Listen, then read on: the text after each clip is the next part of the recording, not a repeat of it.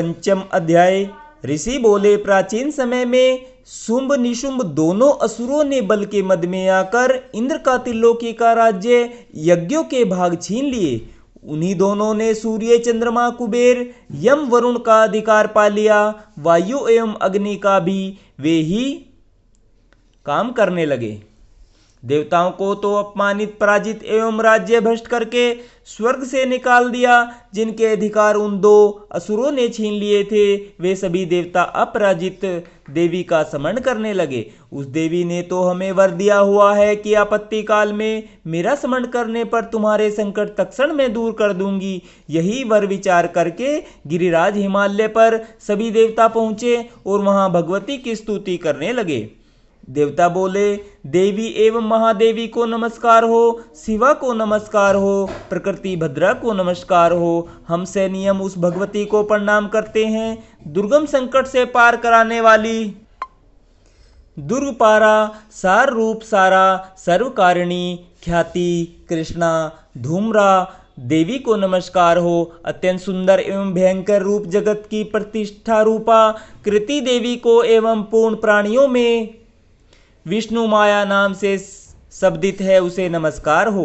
हे देवी, सभी प्राणियों में चेतना, जो देवी सभी प्राणियों में चेतना कही जाती है, जो देवी सब प्राणियों में बुद्धि रूप से स्थित है, जो देवी सभी जंतुओं में एक सुधा रूप से स्थित है, जो देवी सभी जंतुओं में छाया रूप से स्थित है, जो देवी सभी प्राणियों में शक्ति रूप से स्थित है, उसे बार बार नमस्कार हो। जो देवी सभी प्राणियों में तृष्णा रूप से स्थित है, जो देवी प्राणियों में क्षमा रूप से स्थित है, जो देवी सभी जंतुओं में जाति रूप से स्थित है, जो देवी सभी प्राणियों में लज्जा रूप से स्थित है, जो देवी सभी प्राणियों में शांति रूप से स्थित है, उसे बार बार नमस्कार हो। जो देवी सब प्राणियों में श्रद्धा रूप से स्थित है, जो देवी सब प्राणियों में कांति रूप से स्थित है, जो देवी सभी प्राणियों में शांति रूप से स्थित है, उसे बार बार नमस्कार हो। जो देवी सब प्राणियों में श्रद्धा रूप से स्थित है, जो देवी सभी प्राणियों में कांति रूप से स्थित है, जो देवी सब प्राणियों में लक्ष्मी रूप से स्थित है, जो देवी सब प्राणियों में वृत्ति रूप से स्थित है,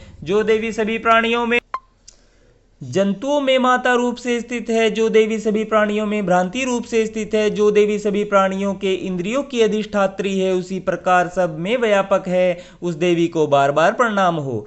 जो देवी इस सारे जगत में व्यापक होकर चैतन्य रूप से स्थित है, उसे बार बार प्रणाम हो। प्राचीन काल में अपने मनोरथ की सिद्धि के लिए देवताओं ने जिस देवी की स्तुति की, इसी प्रकार कई दिनों तक सुरपति इंद्र जिसकी सेवा करता रहा, वह मंगल रूपा परमेश्वरी हमारे मंगल एवं कल्याण करे और हमारी आपत्तियां दूर करे।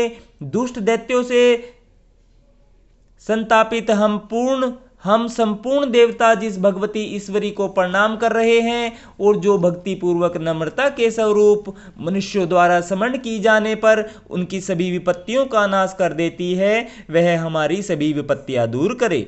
ऋषि बोले, हे राजन, देवता लोग जब इस प्रकार भगवती की स्तुति कर रहे थे, उस समय श्री गंगा जी के जल में स्नान करने के लिए पार्वती जी आई। उस समय सुंदर बाहों वाली पार्वती जी ने देवताओं से कहा कि आप लोग किसकी स्तुति कर रहे हो। तब उनके शरीर कोश से प्रकट होकर शिवा बोली, ये देवता तो शुंभ दैत्य के निकाले हुए एवं संग्राम में निशुंभ से पराजित हुए मिलकर मेरी ही स्तुति कर रहे हैं। पार्वती जी के शरीर कोश से श्री अंबिका जी का प्राकट्य हुआ, इसी कारण सारे संसार में यह कौशिकी नाम से प्रसिद्ध है। इस प्रकार जब कौशिकी प्रकट हुई, तब श्री पार्वती रूप में काली हो गई। हिमालय में रहने के कारण इनका काली का नाम विख्यात हुआ। उसके अनंतर शुंभ निशुंभ के नौकर चंड तथा मुंड ने वहां आकर उस अंबिका देवी को देखा, जो उस समय परम सुंदर रूप धारण कर रही थी। उन दोनों ने शुंभ दैत्य को जाकर कहा कि महाराज, हिमालय को अपनी कांति से प्रकाशित करती हुई एक परम सुंदर स्त्री वहां बैठी है। वैसा उत्तम परम सुंदर रूप किसी ने भी कहीं नहीं देखा होगा। हे असुरराज, वह देवी कौन होगी? इस बात का आप ही पता लगाइए। वह स्त्री क्या है? रत्न ही है। उसके तो सभी अंग बड़े मनोहर है, अपने दिव्य कांति से दिशाओं को प्रकाशित कर रही है। हे दैतेंद्र, आप जाकर उसे देख सकते हैं। हे प्रभु, जितने भी रत्नमणियां, घोड़े, हाथी आदि तीनों लोकों में पाए जाते हैं वे तो सभी आपके घर में शोभित है। इंद्र का श्रेष्ठ हाथी ऐरावत, यह पारिजात का वृक्ष एवं उच्चई श्रवा अश्व ये तो आपने ले लिए। हंसों से युक्त यह विमान भी आपके आंगन में विद्यमान है। जो यह अद्भुत विमान ब्रह्मा के यहाँ रत्न समझा जाता था, यह भी आप यहाँ ले आए। कुबेर से महापदम निधि भी आप ले आए। समुद्र ने आपको केसरों वाली किंजिकलनी माला भेंट की। सोने की वर्षा करने वाला वरुण का छत्र भी आपके घर में है। और यह सुंदर रथ भी आपके पास आ गया जो पहले प्रजापति के यहाँ था। हे ईश्वर, उत्क्रांतिद्या नाम की शक्ति भी आपने मृत्यु से छीन ली। वरुण का पास तथा सभी जाति के समुद्री रत्न तो आपके भ्राता निशुंभ के अधिकार में आ गए। अग्नि ने भी स्वयं शुद्ध करके 2 वस्त्र आपको दे दिए। हे दैत्येंद्र, आपने सभी प्रकार के रत्न इकट्ठे कर लिए। फिर यह कल्याणी देवी जो कि स्त्री रत्न है, उसे क्यों नहीं ग्रहण करते? ऋषि बोले। तब चंड मुंड के वचन सुनकर शुंभ ने महासुर सुग्रीव को दूत बनाकर देवी के पास भेजा और कहा कि तुम मेरी ओर से उससे इस प्रकार से कहना और इस प्रकार का उपाय करना जिससे वह प्रसन्न होकर अत्यंत शीघ्र ही यहाँ आ जाए। यह सुनकर वह दूत पर्वत के उस प्रदेश पर पहुंचा जो कि अत्यंत सुंदर था। वहाँ ही देवी बैठी हुई थी। वहाँ जाकर उसने देवी से बहुत मधुर वाणी द्वारा कोमल वचन कहे। दूत बोला, हे देवी, दैत्यों का स्वामी शुंभ तीनों लोकों में परमेश्वर है। मैं उसका दूत हूँ।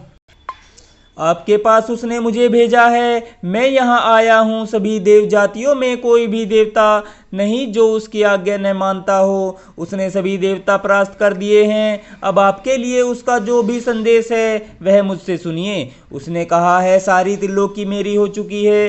सभी देवता मेरे अधीन हैं। सभी यज्ञ भाग पृथक पृथक करके मैं ही पा रहा हूँ। त्रिलोकी भर में उन्मत्त सभी रत्न मेरे अधीन हो चुके हैं। उसी प्रकार इंद्र के वाहन श्रेष्ठ ऐरावत हाथी को मैंने छीन लिया है। देवताओं ने क्षीर समुद्र से उत्पन्न उच्चैःश्रवा नामक अश्वरत्न प्रणाम करके मुझे भेंट कर दिया है। और भी जितने देव गंधर्व एवं नागों के पास रत्न रूप वस्तुएं थी वे सब की सब हे सुंदरी मेरी हो चुकी है। हे देवी, अब हम तुमको स्त्रियों में एक रत्न मान रहे हैं। इस कारण अब आपको भी हमारे पास आ जाना चाहिए, क्योंकि हम तो रत्नों के भोक्ता है। अब तुम्हारी इच्छा है मुझे अथवा मेरे पराक्रमी भ्राता निशुंभ को इन दोनों में से किसी को वर लो, क्योंकि तुम रत्न रूपा हो। मेरे साथ विवाह कर लेने से तुम्हें तुल्य ऐश्वर्य प्राप्त हो जाएगा। यह अपनी बुद्धि के द्वारा सोच ले, फिर मेरे साथ विवाह कर ले।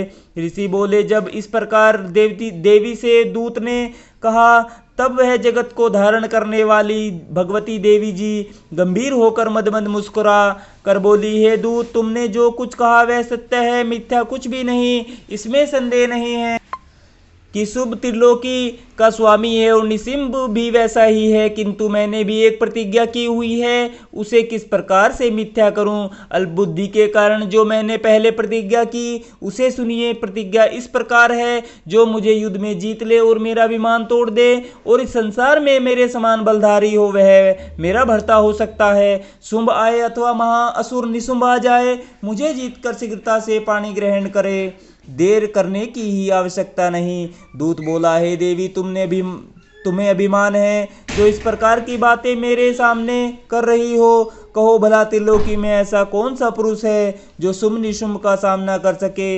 हे देवी, सारे देवता तो दूसरे दैत्यों का सामना भी नहीं कर सकते। तू तो स्त्री है, फिर अकेली है। युद्ध भूमि में इंद्रादिक सभी देवता जिन शुभ आदि दैत्यों के सामने न ठहर सके, भला तू स्त्री होते हुए उनका सामना कैसे कर सकेगी? इसलिए जैसा मैं कहूँ वैसा करो। तुम शुंभ निशुंभ के पास चली जाओ। इस प्रकार चलने से तुम्हारी प्रतिष्ठा होगी, अन्यथा जब वे तुम्हारे केस पकड़कर घसीटते ले जाएंगे तो तुम्हारा गौरव नष्ट हो जाएगा। देवी बोली, हे दूत, इसमें कोई संशय नहीं कि शुभ बलवान है और निशुंभ भी पराक्रमी है, पर मैं करूं तो क्या करूं? प्रतिज्ञा से पहले यह बात मैंने नहीं सोची थी। अब तो तुम जाकर असुरराज को मेरी यही बातें कह दो, फिर उसे जो उचित दिखाई दे वही करे।